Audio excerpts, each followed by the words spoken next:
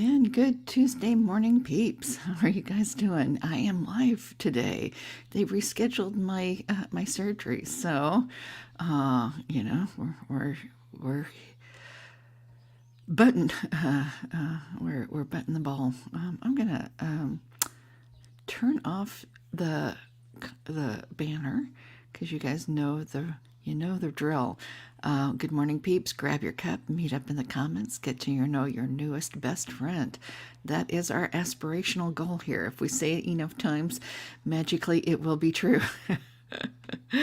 Anyway, don't forget the hashtag, peeps. And as much as I love it when you guys hit the subscribe bell and the likes and things like that, my biggest goal is to create community. So I really adore it when you guys chime in the comments because I want to know what you think. I don't want to just hear what I think about any of this. All right, and we've got our giveaway tool up because we have to end on some confetti. This is our other newest ritual that we're doing here. This is our Monday through Friday ritual that we're doing here, and we got our giveaway tool up. Grow some wings is our quote of the day, and hashtag peeps is the matching text, and I'm gonna bring it up there so it shows that there's two already in there because I pre-loaded it, didn't I? I did. And I'm going to show you. This is what I look like on YouTube. This is what I look like on Facebook, and that's what Nixie's tail looks like going across my face because she is very much wanting to be part of the show today. Alrighty, I'm going to take that off. And we've got the drawing all prepped, so that's good. And we'll visit that at the end again so we can have our little bit of confetti. Here we go. If you were born without wings, do nothing to prevent them from growing. And that's Coco Chanel. So she wasn't just, everybody knows her C's, her interlocking C's, and her love of tweed and tailored women's clothing. Part of the charm of that was, it was very, it got women into places that they didn't normally go into. Because before Coco Chanel and her little suits and her sheath dresses and things like that, women's couture especially was more of the fancy dress, not the everyday dress, and not that her stuff, even when it was slimmed down, wasn't. It's just I think it's part of it is the byproduct of being her designer house, her couture house was got super amounts of traction in the time periods of war and in between the wars. So there's usually a hard time getting materials through. So a streamlined silhouette meant there's less materials to have to get through. Although, the quality is, something, again, right? Just beautiful and timeless. There is something wonderfully timeless about Coco Chanel, and also something wonderfully timeless about her quote. Let's see it. Let's visit it again. If you were born without wings, do nothing to prevent them from growing. And she was not born a privilege. She, depending on which of the biographies you're going to be reading about her, her ethics, could be questioned at times, but that is the reality of those times. When you're dealing with two wars, it's really hard to live up to your ideals in certain ways, right? I think a lot of folks find it really hard to live up to our ideals. Sometimes we put those we kill the fairy to steal our wings, right? I see that more and more now. I see it more and more since the 1980s, and I'm not saying it didn't exist before, because it did. If you read as widely as I do, you realize there was never a golden age, and a lot of these axioms hold true throughout all of the different, you know, vogues.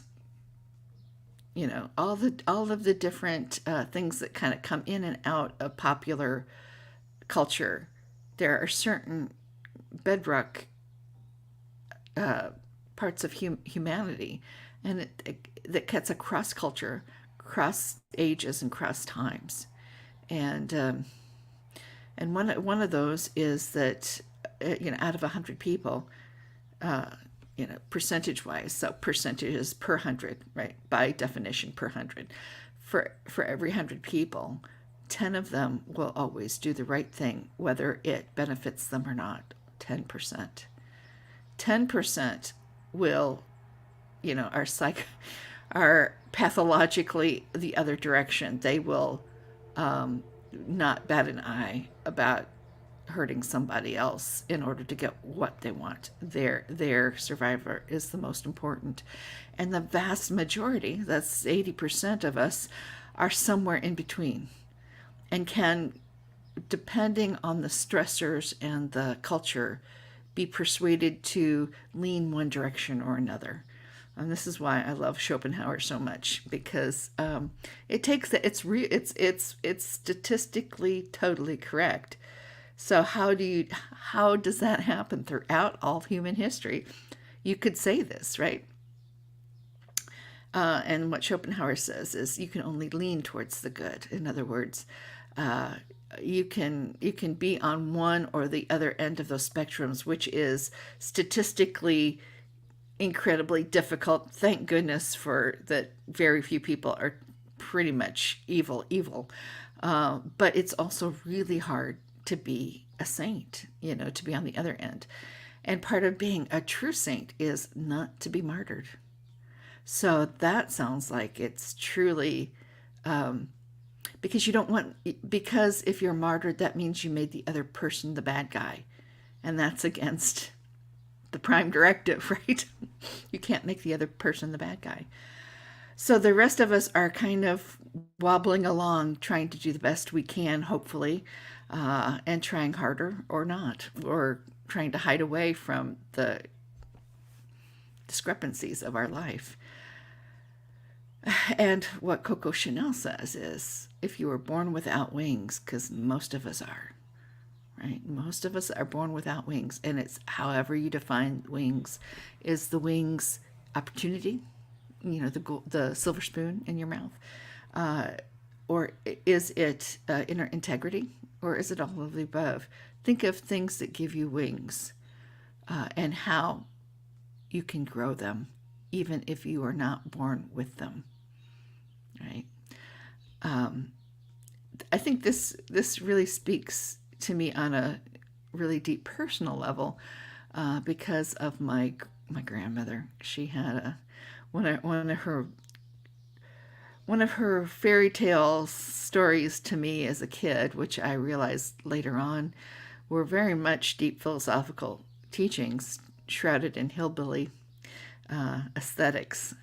But she used to say that most people call the bumps on your back shoulder blades, but we know better.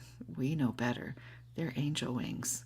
And when it's time for you to go up and meet St. Peter's at the pearly gates, and she talked about that and would describe it as if she'd been there. It was so vivid how she would describe all these things. She said that what happens is your angel bumps there, your angel buds blossom into angel wings and allow you to fly up to heaven. But you can't do that ahead of time.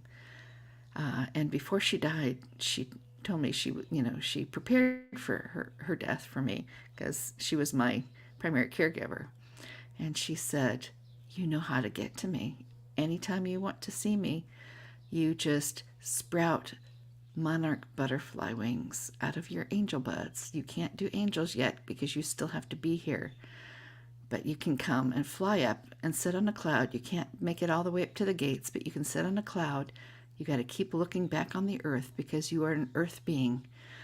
And I'll come down and I'll whisper in your ear, and you can tell me anything you want. You just can't look at me because you have to be on the earth. And so those are the wings that she gave me, the ability to go up on that cloud, even as a small child without my grandmother. And I never felt like I was without her. Now, she had contingencies on there. She was very detailed.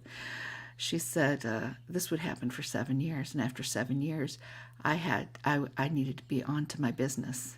So we had 7 years of visiting each other every night when I said my prayers, and any other time that I felt a need that I needed to talk, to call her or figure out what would Grandma do, right? I could reach out and talk to her, at least in my mind's eye, with those monarch butterfly wings. So I say, have a blessed day. We're going a little bit long here, and we're gonna go to the giveaway tool next. But I'm thinking my grandma. I'm supposed to have surgery this week, but I was just part of my kind of chaotic morning is that they just rescheduled till next week. So you'll see me at the normal times this week, and next week is when we'll do it. So we're going to have our drawing because we need to end on some confetti because every day needs to have some celebration. That's another grandma thing. So have a blessed day. See you tomorrow.